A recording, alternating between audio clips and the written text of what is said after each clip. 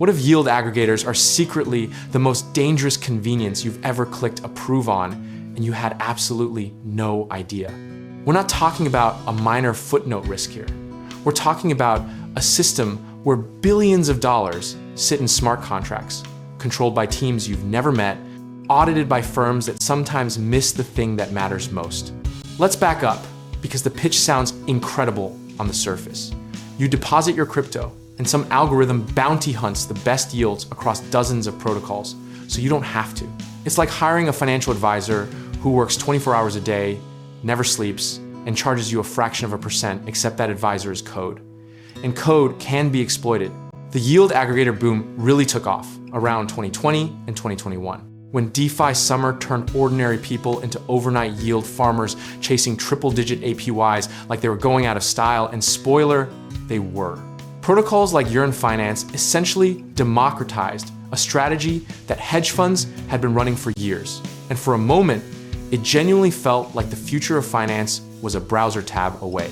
But here's where the mood shifts, because that era also gave us some of the most spectacular rug pulls, exploits, and, we're so sorry, medium posts in financial history.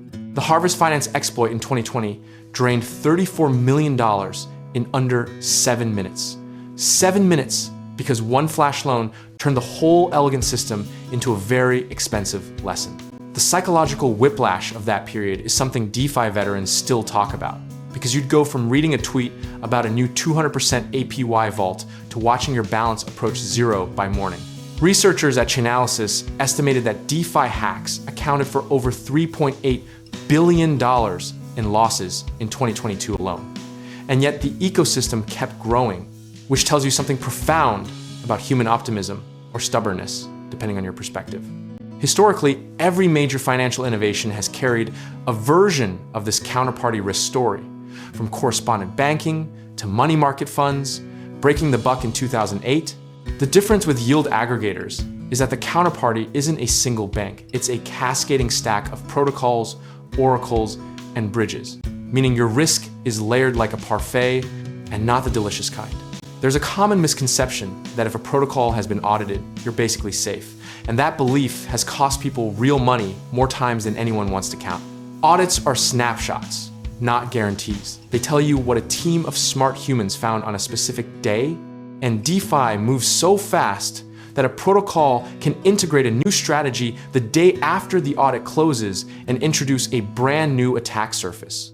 The community has a saying that's worth tattooing somewhere: not your keys, not your coins. But the DeFi version should be not your strategy, not your risk profile.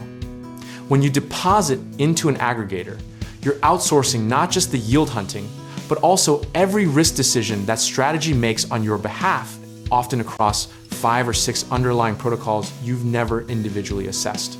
So what do you actually do with this information if you're still interested?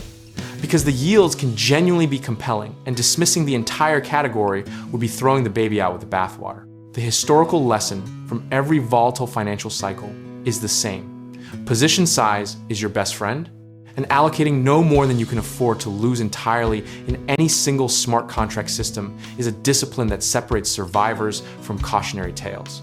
Diversification across aggregators, maintaining some portion in simpler, battle-tested protocols, and regularly pulling profits rather than letting everything compound unchecked. These aren't exciting strategies, but boring and profitable is a combination that Wall Street has been quietly celebrating for decades.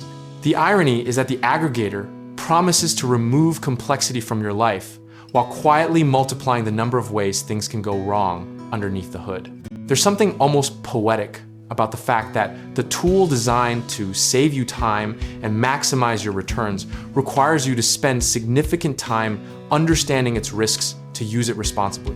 Convenience is never really free. It just hides the cost in the terms and conditions of a smart contract that 47,000 lines long.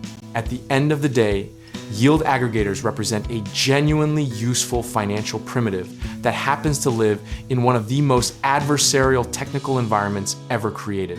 Your job isn't to avoid them categorically or embrace them blindly. It's to understand exactly how much rope you're holding and make sure you know where the other end is tied.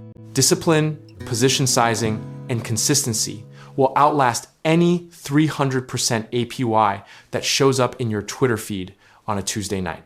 The aggregator can be a tool in your portfolio. Just make sure you're the one holding the tool and not the other way around. And if you're ready to explore how these principles apply beyond DeFi, whether that's building real wealth through real estate investing, contracting work, or connecting with the right lenders, check out our links in the description below and let's get you started.